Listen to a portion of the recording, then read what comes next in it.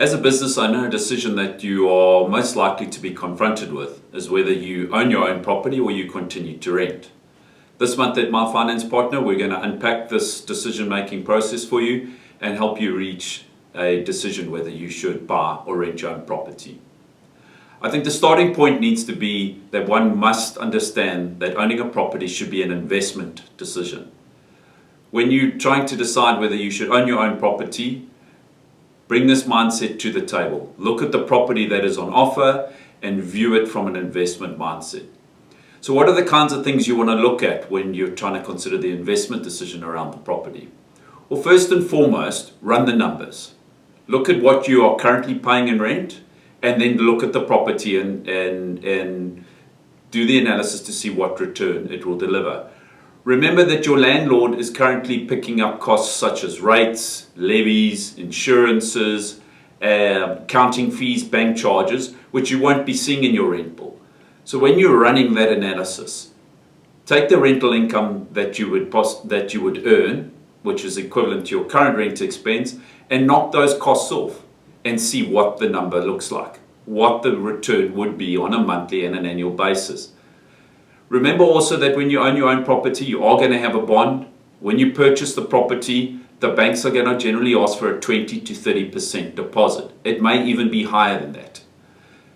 The question you need to ask yourself as a business owner, that amount of capital tied up in the property, could it deliver a better return in my business, or will it deliver a better return by me owning the property? That is a very, very key decision that you need to make.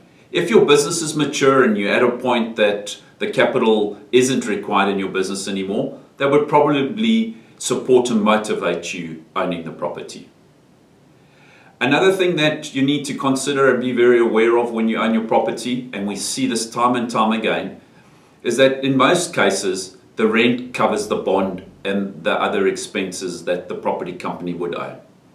Now, the issue that you have is that from a bond repayment point of view, the interest is all that you can deduct for tax. Your capital repayments are not written off as an expense. What this then translates to is that the property company will show a profit and need to pay tax to the taxman at the end of the year. Quite often we see this being a nasty surprise for business owners and something totally unknown or unanticipated, and then cash flow challenges could arise in terms of the tax debt that they need to pay.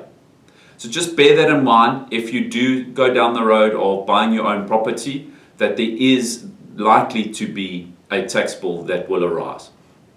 The way the tax bill won't arise is if the return on the property is not necessarily positive, or you'll end up having to fund monthly because the rental income doesn't cover the expenses that run through the property.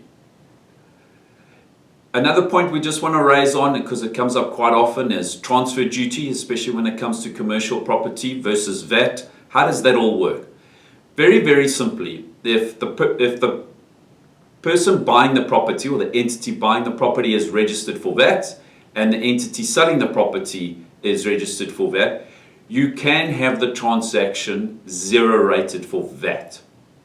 What that means is VAT is charged on the transaction, but not at 15%, at 0%.